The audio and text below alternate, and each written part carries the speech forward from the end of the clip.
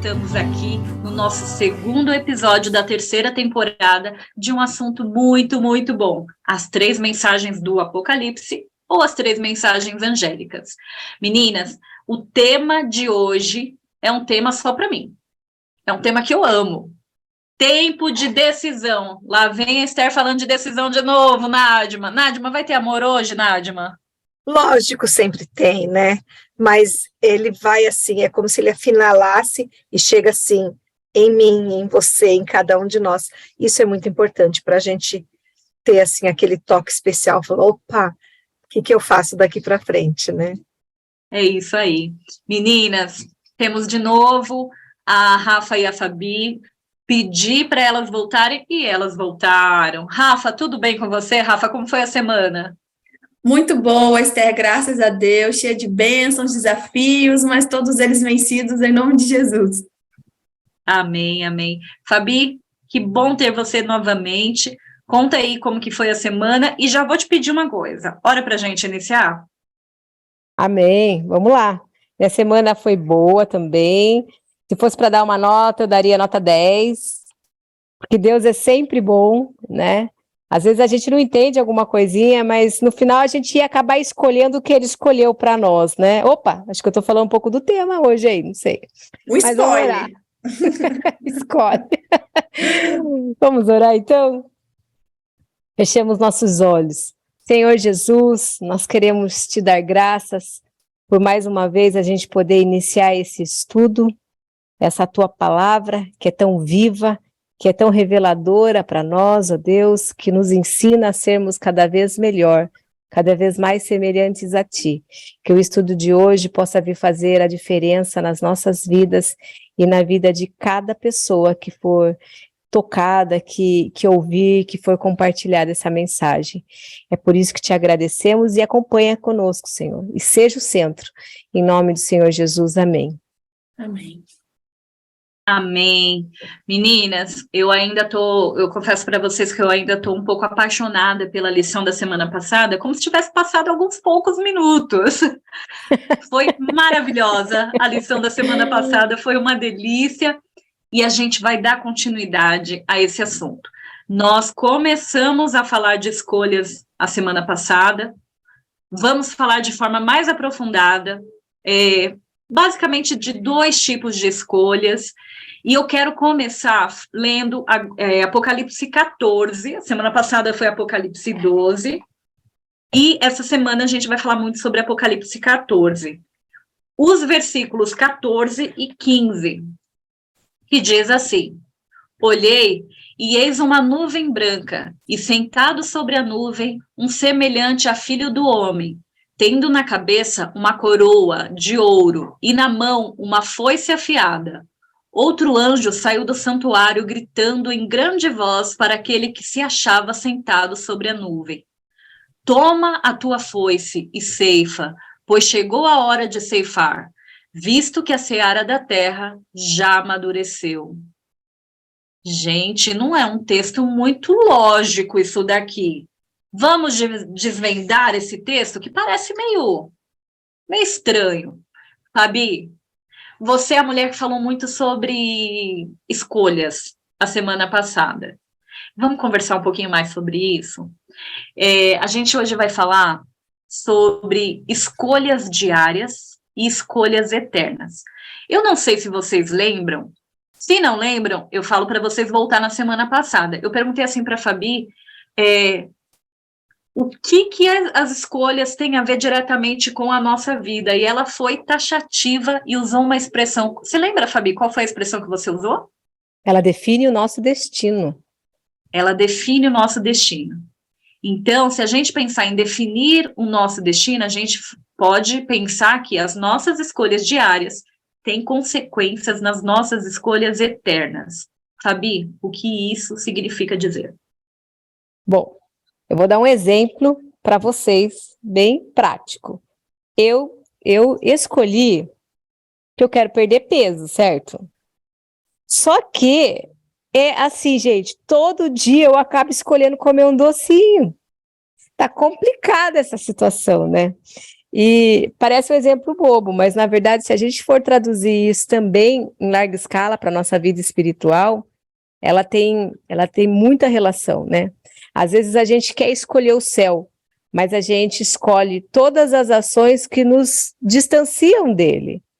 Então, assim, a gente precisa realmente se pautar em Deus. No finalzinho da semana passada, nós lemos a respeito que Deus, o próprio Espírito Santo, nos ensina a fazermos as melhores escolhas. Ele nos ensina, e cabe a gente querer escolher o que ele escolhe para a gente, né?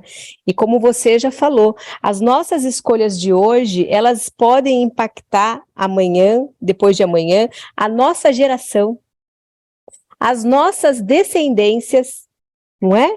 Porque a Bíblia, ela coloca que, assim, tem situações que são geracionais na nossa vida, e às vezes uma escolha sua acaba impactando várias gerações, e elas acabam individualmente impactando o seu futuro eterno, né?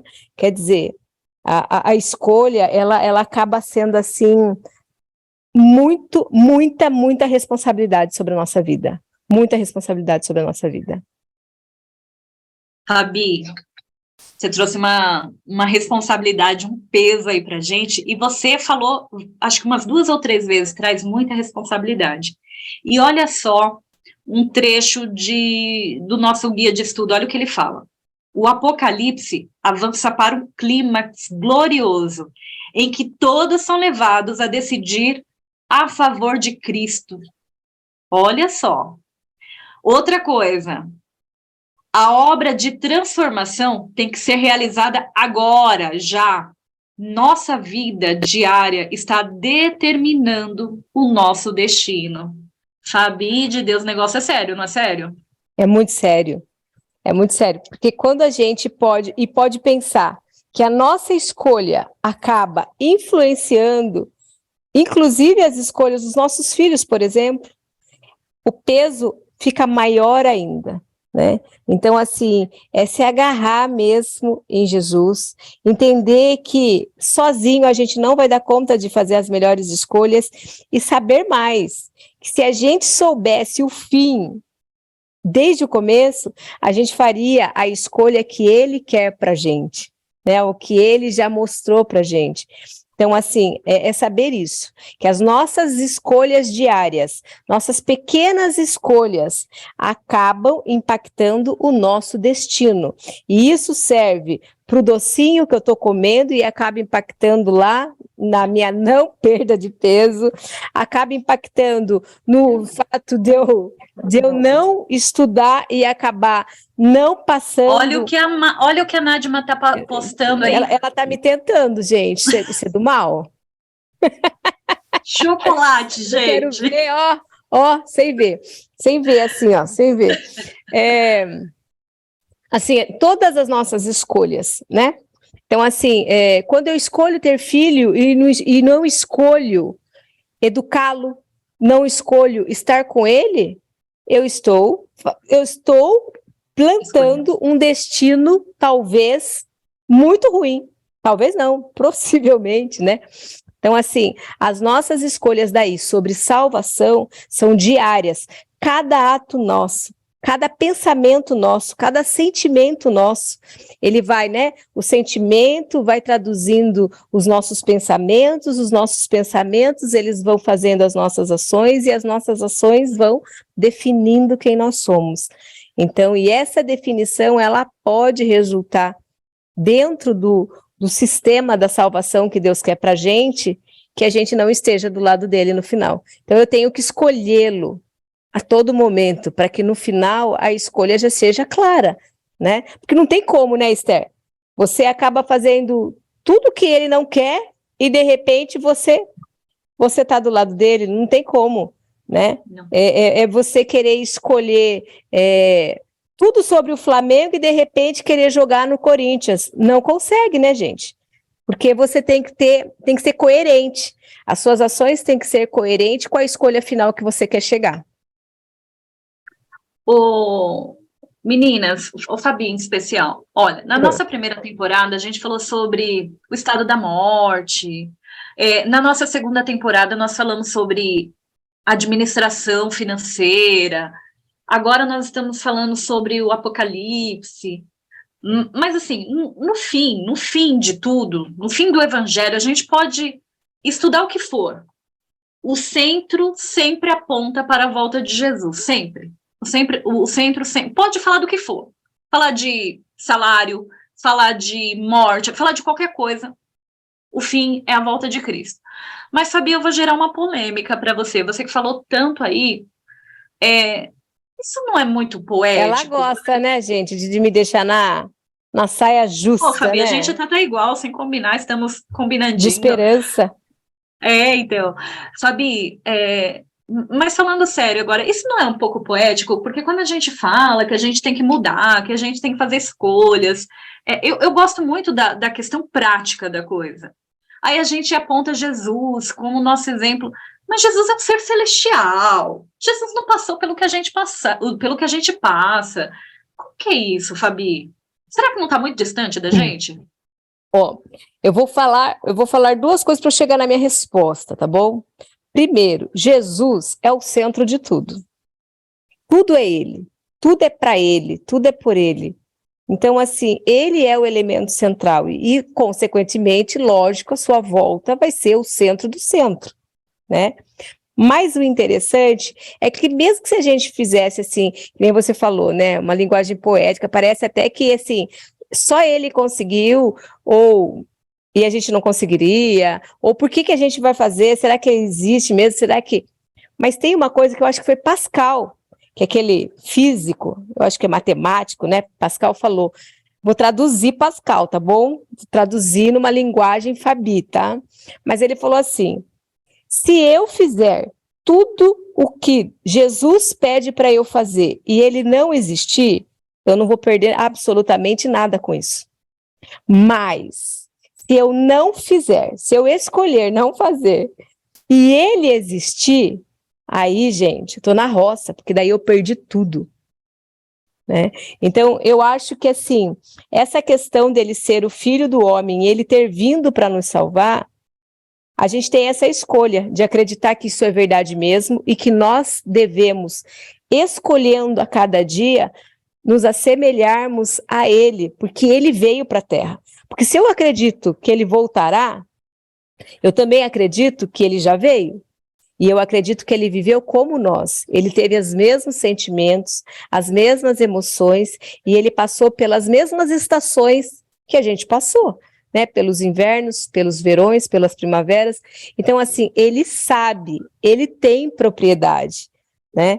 E aí a gente vai se assemelhando a ele nas nossas escolhas. E lembrando disso, né? Se ele não existir, eu não vou perder nada em ser uma boa pessoa, em ter um bom princípio moral, em ser ético. Eu vou perder alguma coisa? Eu vou perder alguma coisa em ser excelente no meu trabalho e fazer tudo da melhor forma possível? Não vou perder absolutamente nada. Mas, se ele existir e eu escolher não estar com ele, não me assemelhar a ele, aí eu perdi tudo. Eita, muito bom, muito bom. Fabi, só para você não brigar comigo, mas eu vou fazer mais uma pergunta para você. Esse Jesus que a gente prega, que a gente ama, que a gente o espera,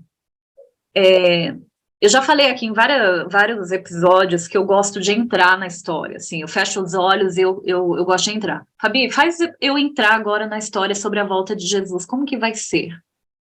Nossa, olha... Você é professora, manda bala. Vou mandar bala. Mas vai ser algo assim, gente, apoteótico, entendeu? Sabe assim, o show do Coldplay que foi esses dias, não vai perder assim milhões, assim, porque vocês têm noção do que é uma terra inteira, de norte a sul, de leste a oeste, oriente a ocidente, tudo, estar vendo os céus se abrindo, porque é isso que fala a palavra, né? Que os céus vão se abrir, as trombetas de milhões e milhões de anjos vão começar a tocar, e aí ele vem, né, um cavalo de fogo para nos buscar. Eu acho que será maravilhoso. Está lá em 1 Tessalonicenses 4, 16 e 17. Eu posso ler?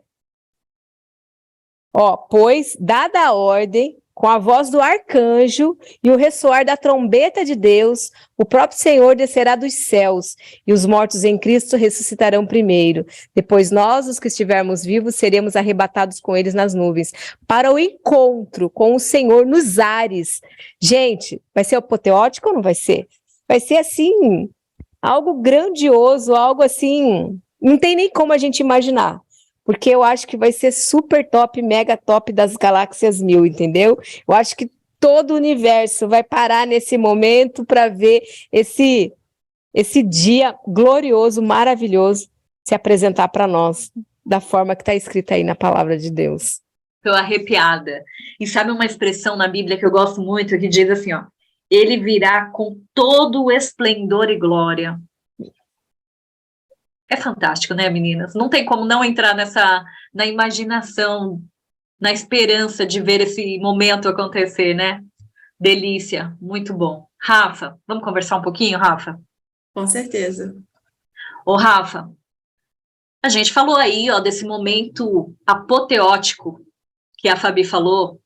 Vai ser lindo, fiquei emocionada, fiquei arrepiada. Mas tem uma questão. Jesus, ele vai estar presente, tudo isso, mas ele vai estar presente no juízo. Ele vai ser o nosso advogado. Eu gosto da ideia que ele vai ser o nosso advogado. Talvez eu goste por conta da questão da profissão em si. Mas, Rafa, será que isso é bom? Será que isso nos causa um desespero? Porque Jesus, ele é sabedor de todas as coisas, ele sabe tudo, até o que passa na nossa mente. A Bíblia fala que ele nos conhece mais do que a nós mesmos. Não é meio desesperador isso, não? Depende, né, Esther?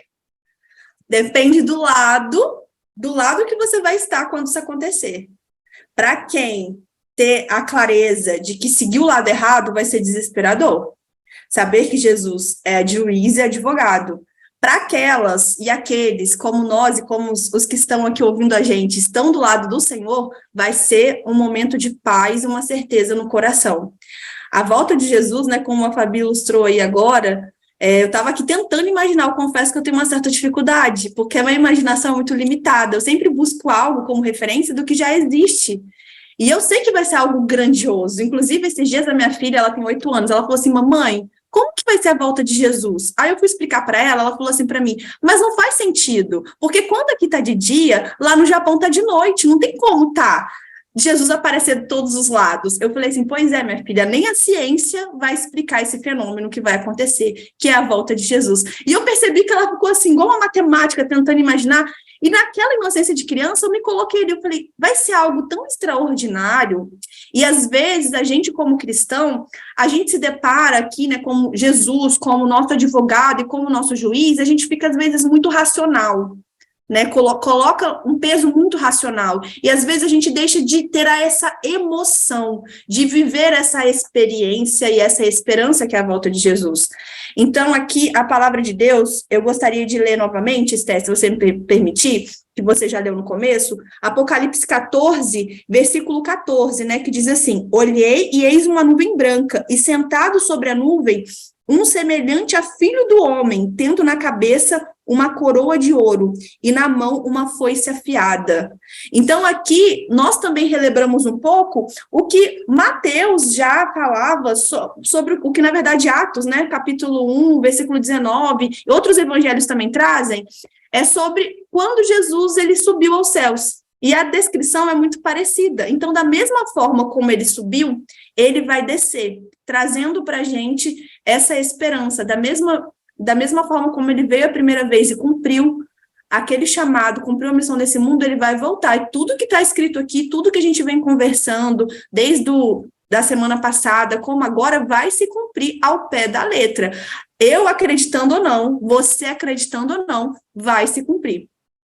Amém, amém, amém. Ô, Rafa, quando eu fiz a pergunta para você, você começou respondendo com a seguinte palavra, depende.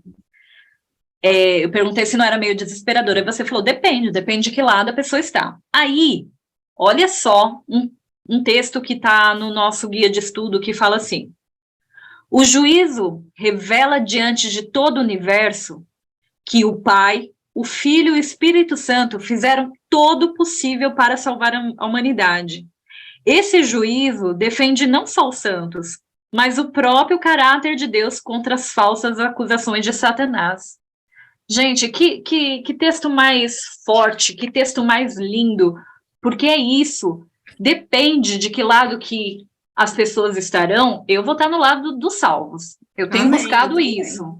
E é o que eu gosto sempre de falar. Precisa muito, mais muito, para se perder. Porque aqui, acabei de ler, o Pai, o Filho e o Espírito Santo, eles estão fazendo de tudo para que a gente se salve.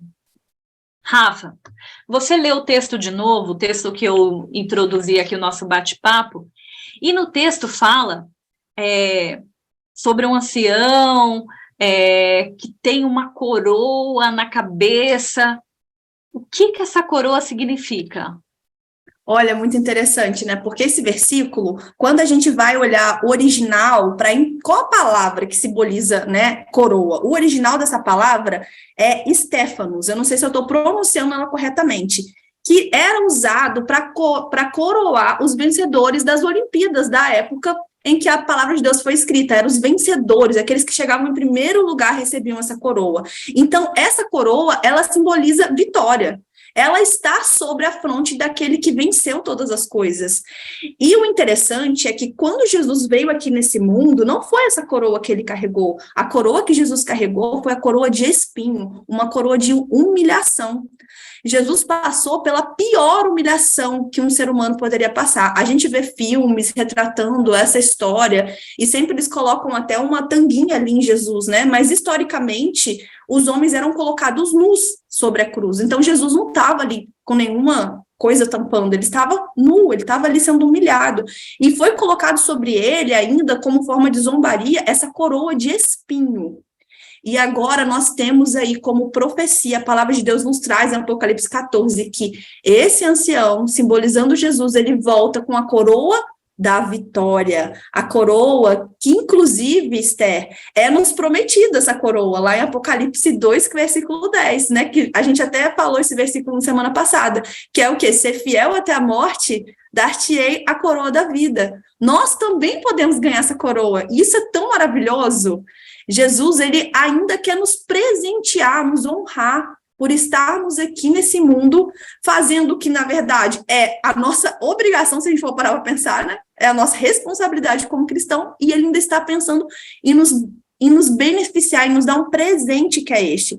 E o interessante também, que nesse contexto aqui, né, nos traz Apocalipse 14, o próximo versículo, Esther, eu gostaria de ler também aqui com vocês, o versículo 15, traz uma continuidade, algo interessante, que fala assim: outro anjo saiu do santuário, gritando com grande voz para aquele que estava sentado sobre a nuvem: pegue a sua foice e comece a colher, pois chegou a hora da colheita, visto que os campos da terra já amadureceram, que você também leu na introdução, né? E o interessante é que, entendendo essa analogia, vamos chamar assim, o que significava essa colheita, né? O que são esse campo cheio aí? Essa colheita é Jesus voltando e resgatando, colhendo aquele que está pronto. E olha que interessante, estamos aqui nessa terra para nos preparar para lá, para a terra que há de vir. Ou seja, estamos aqui para crescer, para darmos frutos, para nutrirmos outras pessoas. O fruto, ele faz o que? Ele nutre. E eu não posso deixar de lembrar de um texto bíblico, né, que está em Mateus capítulo 13, que fala sobre o trigo e o joio. E aí a escolha, né? Voltando na escolha que a Fabi tem falado. O que nós queremos ser? Nós queremos ser trigo ou nós queremos ser joio nessa colheita?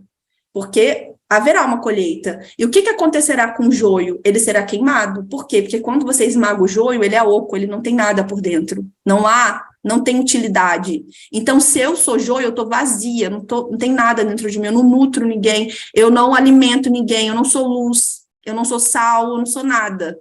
para a função de missão. Agora, quando eu sou trigo, eu estou alimentando. Além de estar me preparando para o céu, eu estou alimentando outras pessoas, porque o trigo, ele alimenta.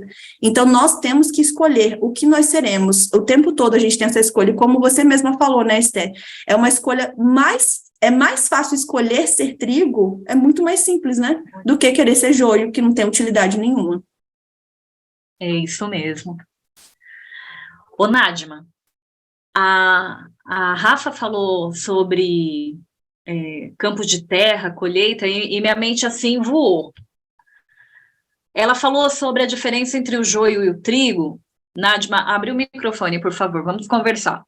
Mas a Bíblia fala também de outras duas expressões para falar o que a Rafa comentou. Ela fala de uma seara madura.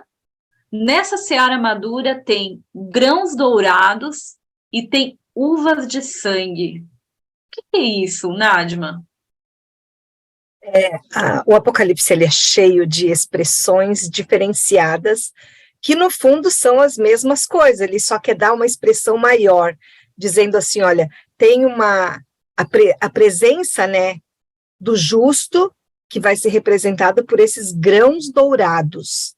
Aí já remete à questão do ouro, o dourado de quando a planta já está quase seca, a ponto de ser colhida também.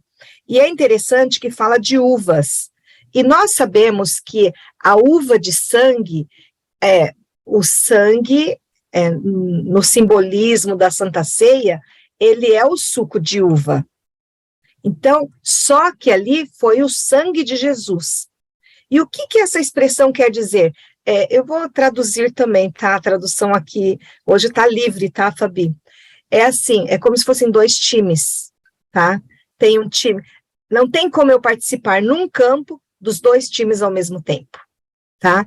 Ou eu sou Corinthians, ou eu sou Palmeiras, já que as de verdes estão aí, né? Não tem como eu entrar lá com metade de uma camisa de um, metade do outro. Lembra do post-it do neutro, né? Que eu já coloquei ali. Não tem como. Então, o que essa expressão quer dizer na Bíblia, em Apocalipse 14, você precisa estar de um lado ou do outro. Ou você vai ser o trigo que já está dourado, prontinho, e ele não usa o joio aqui, mas ele usa as uvas bravas, que tiraram o sangue de Jesus, mas que aquilo não foi nutrido para eles. Então, é realmente uma expressão assim, daqueles que não aceitaram Jesus, não aceitaram o sangue de Jesus que foi colocado lá na cruz do Calvário. E isso é muito triste. Mas eu quero falar um pouco de colheita. Quando que acontece a colheita? Eu não sei se vocês já foram de algum campo por aí, mas eu já morei no Mato Grosso, em Cuiabá. Quando está maduro, né, o fruto, né? Então, o fruto estando maduro lá, tudo é grande, né? Então vem aquelas colhedeiras, sabe?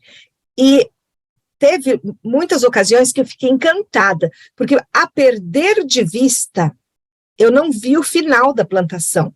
Fazendas e fazendas na beira da estrada, né? Depois você passava uma outra vez, as colhedeiras estavam colhendo e ficava só a terra. Acabou aquela plantação. O que o texto bíblico está dizendo assim? Vai acabar. Não vai ter uma terceira, uma quarta, uma quinta chance. E aí é que entra uma coisa muito importante para a gente pensar, sabe? Vai ter uma destruição final. E o que eles fazem? Hoje, lógico que numa colheita, aí, a colhedeira ela pega tudo e vira silos e vira não sei o que e tal.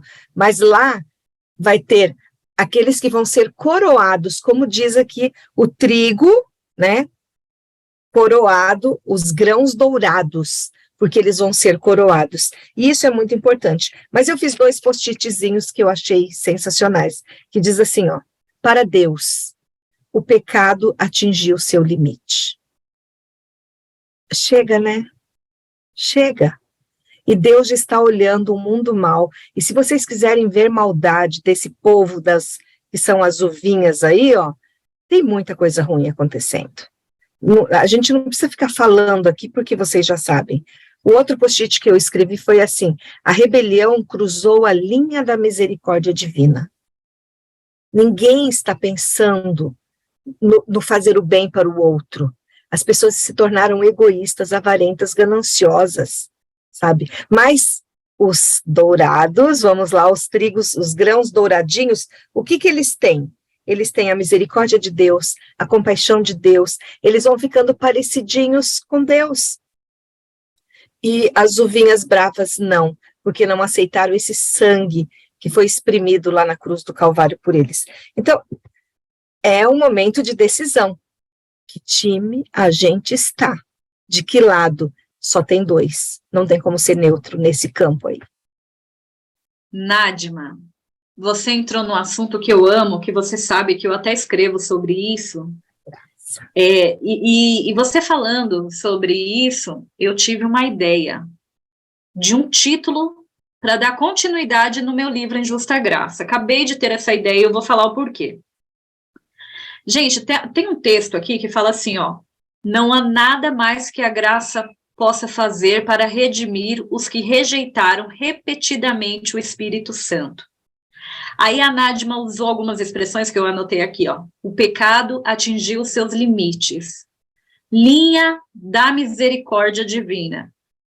Aí, Nádima, nossa, eu me empolgo nesse assunto. Eu acho que eu queria ficar falando umas 3 horas sobre isso. Lá em Apocalipse 14, 10 e Apocalipse 15, 1 e 16, 1, tem uma expressão que fala assim, ó, grande lagar da ira de Deus. Pensando no que você falou, pensando no texto que eu li, pensando nas expressões que você usou, que eu repeti, seria heresia eu falar sobre o limite da graça? Aí, essa frase, o limite da graça, fez eu pensar, vou escrever sobre isso, continuação do Injusta Graça. É heresia falar que há um limite para a graça? Não é heresia, porque tem que ter ponto final para o pecado. Não dá para ficar fazendo carinho no pecado, gente. Não dá para acariciar isso. Então, essa linha do limite, Deus vai falar, chega. E o que era um lagar? Hoje a gente não usa lagar aqui, né? Meus pais faziam suco de uva em casa, mas não tinha um lagar para a gente pisar, ia até ser interessante, né? Mas, naqueles tempos, eles colocavam a uva, vamos dizer que era um quadrado, assim, meio de pedra, um lugar de pedra, que dava para escorrer. E as pessoas pisavam realmente. Isso era um lagar. Então, a uva, ela era espremida, macetada. E foi isso que aconteceu com Jesus. Ele foi exprimido, ele foi moído, ele foi macetado, ele foi judiado, mas saiu o melhor dele para nos dar vida, porque sangue é vida. Então, essa expressão do lagar é a expressão tipo, chega, acabou, daqui para frente só vai ter coisas boas. E a gente precisa passar por essa experiência. Então, Jesus, ele passou por nós, né?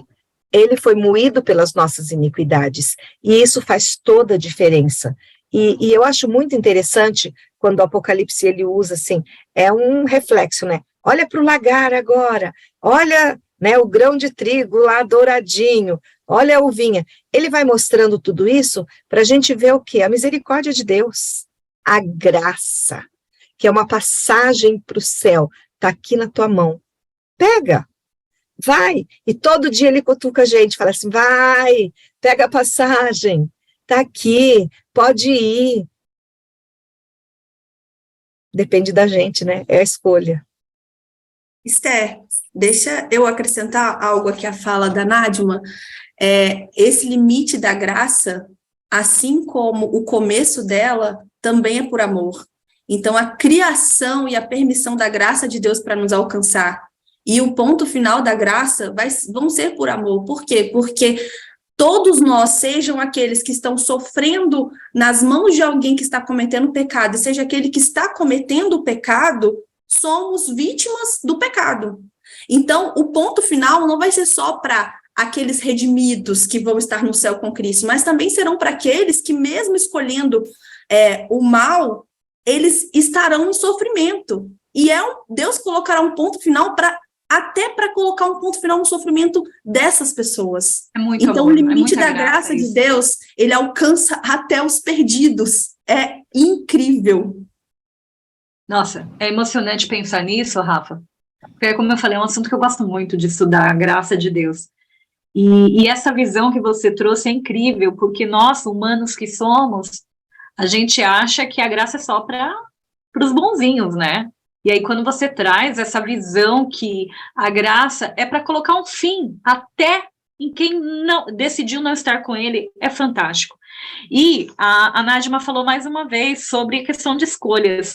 E pensando nisso, olha só, Deus nos chama agora, é sempre uma decisão, para entregar a vida a Ele. Quanto mais demora em responder ao Espírito Santo, mais dura a alma se torna aos estímulos de Deus. Olha o que a Rafa falou aí. E mais suscetível a cair e acreditar nas mentiras do maligno. Gente, olha que forte. E aí tem outro texto bem forte também, que diz assim, nosso caráter e a nossa personalidade mudam com base nas sementes lançadas na mente. A mente vai se adaptando com os assuntos com os quais nós nos ocupamos. Eita! Eita! E Fabi, vamos para aquelas perguntinhas bate-pronto ali rapidinho? Vou te fazer uma pergunta. Na verdade, eu vou te fazer duas, porque eu gosto, Fabi. Eu gosto de te ouvir respondendo. Vou te fazer uma pergunta primeiro, você responde, depois eu pergunto a outra. Com tudo isso que a gente ouviu hoje, como Deus molda o nosso caráter, Fabi, já que ele não interfere nas nossas decisões? Olha, dessa vez eu não vou ser muito de bate-pronto, não, tá bom? Mas eu vou tentar ser o mais breve possível.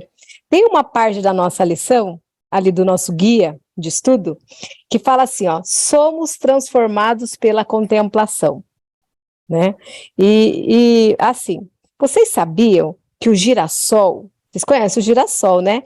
Uma plantação de girassol, vou pegar lá a plantação lá que a Nájima falou, agora nós vamos para a plantação de girassol.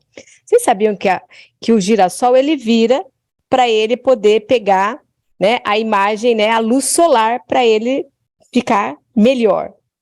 Mas e o que acontece com o girassol quando o girassol não está com o sol, na plantação de girassol? Eles viram uns para os outros, para que a energia do outro, a luz do outro, brilhe sobre ele. Olha que coisa. Deus não está nos ensinando, gente? É assim, gente. Quando Deus está falando para nós, né? Como que ele molda nosso caráter? A gente é moldado pelo caráter de Deus quando a gente fica fixo, olhando para a luz dele. Aquilo que ele espera de nós, que está na palavra dele, né? Os seus mandamentos, as suas exortações, as suas lições para nós, porque a Bíblia é um manual de sobrevivência e um manual de expectativa sobre quem nós devemos ser. E quando a gente não estiver olhando para Deus, que a gente esteja olhando para pessoas que são como Deus aqui na Terra. Então nós devíamos ser, nós que estamos ali buscando a palavra de Deus, deveríamos ser cada uma de nós um girassol, né? Que ou a gente está olhando para Deus, pegando essa luz dele, ou a gente está irradiando para outra pessoa, olhando do lado. Mas aí eu vou de novo para a plantação, porque a natureza nos ensina muito. Eu amo cana, não sei se vocês gostam de cana, de açúcar, mas eu amo chupar cana, não é só a garapa não, eu amo chupar cana. Aí tá tendo muitas chuvas, né, esses dias, e aí várias canas lá na casa da minha mãe acabou caindo por causa das chuvas. Aí ela pegou, cortou e picou pra mim, porque ela já pica assim, ó, de 2, 3 quilos pra mim, entendeu? E daí, delícia, ainda bem que eu não tenho diabetes. E aí o que acontece, gente? Sabe, as canas que a maioria delas não tinha gosto, não tinha doce. E daí eu falei, mãe, o que aconteceu? Tá nova essa cana? Ela falou, tá nova. A cana que fica por pouco tempo plantada com a raizinha lá na terra, ela não fica doce, ela fica aguada, sem gosto, sem nada. Ela não é a cana. Só fica docinha a cana que se demora mais na terra, que ela está madura, do mesmo jeito que a uva. Vocês sabiam que se você pega uma uva que está meio azedinha, é porque ela foi colhida antes do pé, antes da hora. E se ela ficar mais um pouco lá na videira, ela vai ficar mais doce. Olha que interessante. Como Deus molda o nosso caráter, através dele mesmo. Quanto mais perto dele a gente vai ficando, quanto mais grudadinho nele a gente vai ficando, mais a doçura dele vai passando para nós, mais o caráter dele vai passando para nós. E aí a gente vai sendo transformado, porque é maravilhoso, né? Estarmos um pouco mais doces, né? E a gente só vai poder estar doce obedecendo aquilo que ele espera de nós, a expectativa que ele tem sobre nós. Então, que a gente fique lá no pé, um pouco mais, amadurecendo e se tornando docinho. Que lindo, Fabi, amei. Agora vamos para a segunda pergunta, Fabi. Eita, Laia, a Esther gosta, mas vamos lá, Esther. Que meio Deus usa para crescermos em sua graça? Primeiro você falou como Deus molda o nosso caráter. Agora, o que meio que ele usa para nós crescermos na graça? Porque você falou que a gente tem que ficar mais tempo ali para amadurecer. Qual que é esse meio?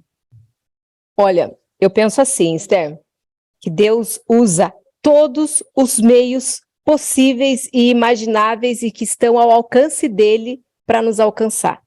É como se fosse uma caça, sabe? E ele está desesperadamente buscando a gente em todos os lados, vai nos caçando, né? Então, assim, a palavra dele é um meio que a graça tenta nos alcançar, claro que é. Mas, às vezes, se eu não dou bola muito para essa palavra, para essa graça expressada na palavra dele, ele pode usar algumas dores que a gente venha a sofrer, e a gente vai sofrer no caminho. Ele pode usar amizades, né? Ele pode usar outdoor para falar com a gente. Então, assim, ele é muito inteligente e ele é muito criativo, né? Quando eu tenho um testemunho sobre casamento, né? Algumas pessoas conhecem, outras não. Quem não conhece, olha lá no blog, ou olha, tem um livro, né, Esther? Tem um livro que a gente escreveu, que tem lá essa minha história aí, resumidamente. Ô, Fabi, fala qual o nome do livro e o blog para as pessoas saberem do que você está falando. Mulheres em Ação, gente, esse é o livro, tá? Tá lá meu testemunho. Então, assim, teve uma vez que eu não queria muito que obedecer, né? Pois eu assisti um filme, gente, e através do filme, Deus chegou para mim e falou assim, olha, é isso mesmo que você quer para você? Então, assim, Deus, ele procura utilizar a linguagem que você estiver conectada para ele poder chegar perto de você. Pode ser a palavra de Deus, pode ser um louvor, pode ser uma mensagem espiritual de alguém, né, de um pastor, de uma igreja, pode ser uma amizade, pode ser um post, pode ser uma mensagem virtual que você recebe, né? Mas principalmente ele usa a cruz que a Nádia lá estava falando, esse sangue que foi pisado para que a gente possa ser livre. Essa é a maior definição de como essa caça nos alcança. Não tem como ele nos caçar mais do que ele ter se entregado completamente, absurdamente, sacrificialmente, para nos resgatar. Integralmente. Amém? Integralmente, para nos resgatar. Lindo isso, né? É o amor. Lindo. É o amor, lindo. É a graça de Deus, que é linda. Você trouxe Jesus muito semelhante a nós, né? A nós, seres humanos.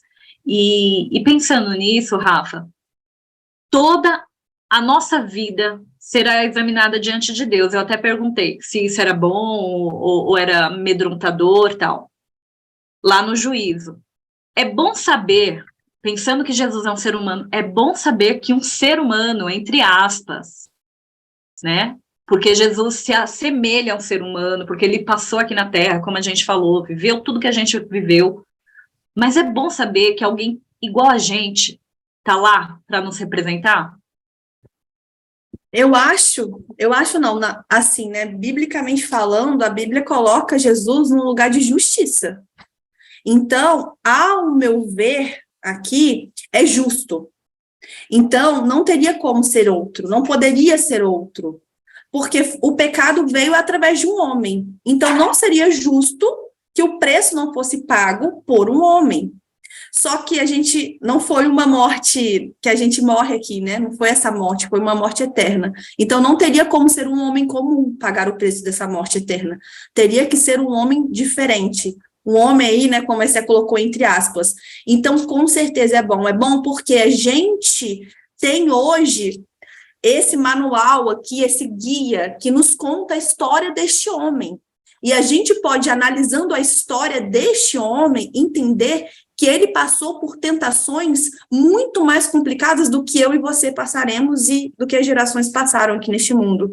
Então, este homem viveu uma vida submissa, ele se permitiu experimentar todas as emoções deste mundo, e mesmo sendo Deus, né, como você trouxe, em semelhança de homem, ele não usou esse poder para se beneficiar aqui nessa terra. Ele se permitiu viver como um ser humano totalmente dependente de Deus, no jejum, na comunhão, no relacionamento com Deus. Então, não poderia ser mais justo do que ser Cristo, esse representante. Além de ter morrido por nós, o ápice da salvação, da graça, ele se permitiu viver.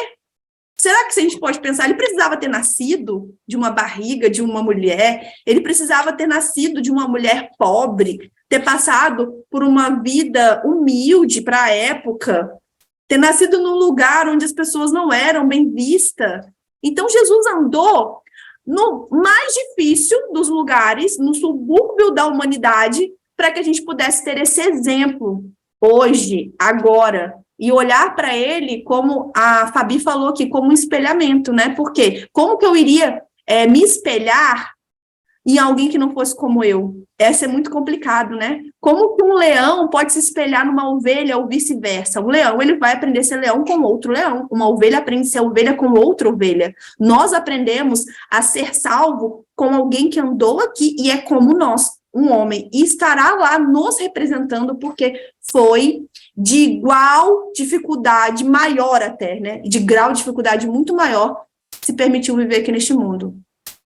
Ô, Rafa, isso que você falou me fez pensar no meu trabalho. E eu vou explicar para vocês o porquê. Eu te fiz a seguinte pergunta. Toda a nossa vida será examinada diante de Deus. É bom saber que um ser humano igual a nós nos representa? O que acontece? Hoje eu estava conversando com um colega de profissão que é um parceiro. Nós trabalhamos juntos num determinado caso aqui que eu tenho, que está bem complicado. Esse caso está se estendendo há anos e a gente está aguardando uma audiência aí muito importante. E mudou o processo. O processo era aqui em São Paulo, mudou para um outro estado, não vou falar porque pode associar a situação, mudou para um outro estado e a gente vai ter que ir para esse estado, fazer audiência desse caso, e é um novo juiz, é toda equipe nova. E aí eu conversando com ele, eu falei assim, bem que o juiz que vai pegar essa nossa causa poderia ser assim, assim e assim. O que eu fiz? Eu descrevi como que eu imaginava que esse juiz teria que ser. Ele seria bom se ele fosse... Olha só, gente, eu vou abrir para vocês, tá? Que coisa feia que eu fiz. Mas é uma mente de profissional. Seria bom se ele fosse divorciado e se ele tivesse tido algum problema em relação à guarda do filho. Porque é esse o nosso caso. Porque na minha mente, e de fato ele seria mais amigável à nossa situação.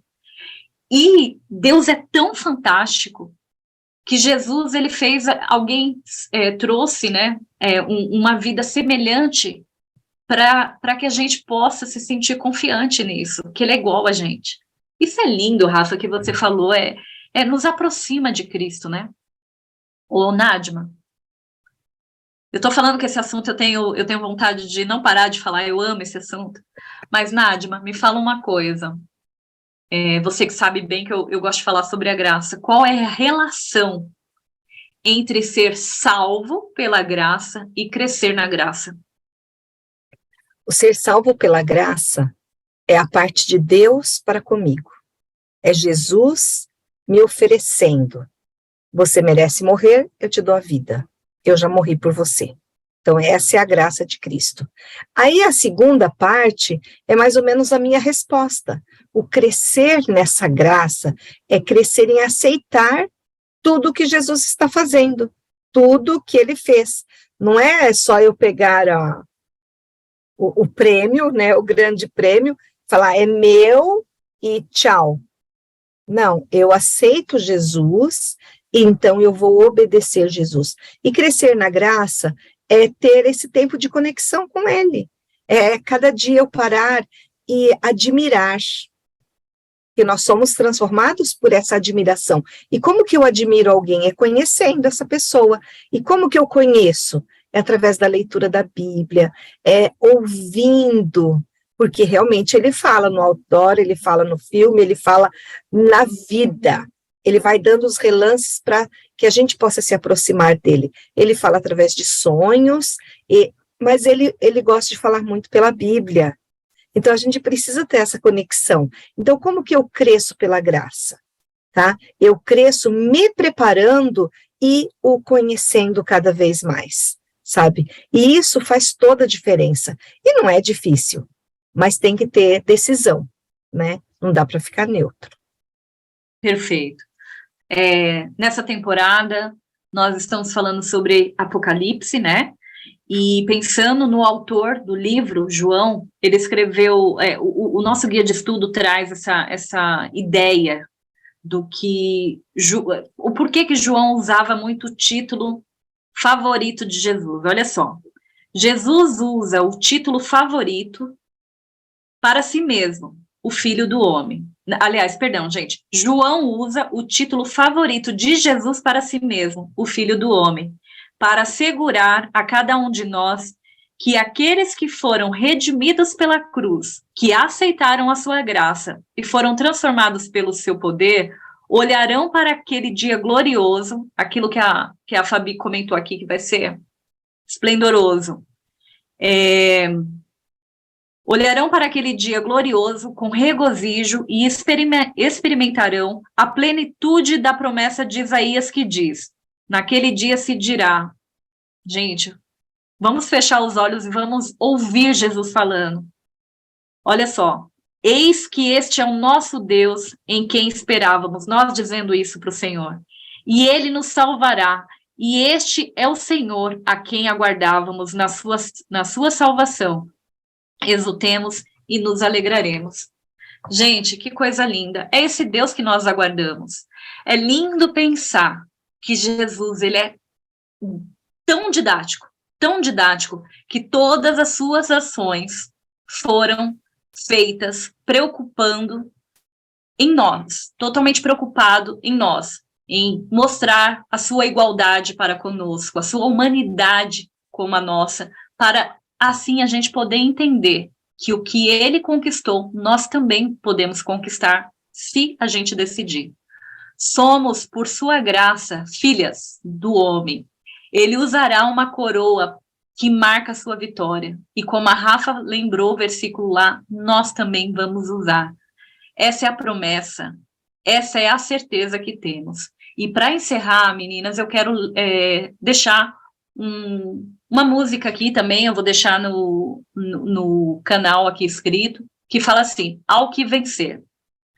Eu sei as tuas obras, sei que também o que é ter aflição. Contemplo os corações, vejo o mais profundo da alma. Digo, não temas nesse mundo. Das coisas que tem padecido, seja fiel até a morte e dar-te-ei a coroa da vida. Ao que vencer, este será coroado. Sê fiel a mim, vai até o fim, dar-te-ei a coroa da vida. Ao que vencer, jamais terá sofrimento. Preparado está um céu, um lugar para sempre e sempre. Essa é a promessa, gente. Vamos ficar firmes no Senhor, porque como ele venceu, nós vencemos também. Amém? Rafa, ora para a gente encerrar? Oro sim. Vamos fechar nossos olhos? Santo e maravilhoso Deus, Criador dos céus e da terra, como é bom, Senhor, passar esses momentos aqui refletindo na Tua palavra, trocando, ó Pai, conhecimento e crescendo em graça, em sabedoria. Pedimos, ó Pai, que todos esses ensinamentos que estamos ouvindo aqui, que possam não se perder na nossa mente, através da nossa rotina, do dia a dia, mas que Teu Santo Espírito possa nos moldar conforme a Tua vontade, que possamos neste momento colocar, ó Pai, a nossa vida em Teu altar, para que possamos aceitar e que o nosso coração possa pulsar forte com essa breve esperança da volta de Jesus. Fique conosco, nos dando paz, tranquilidade e a certeza da salvação. Pedimos essas coisas não porque merecemos, mas em nome de Jesus oramos. Amém.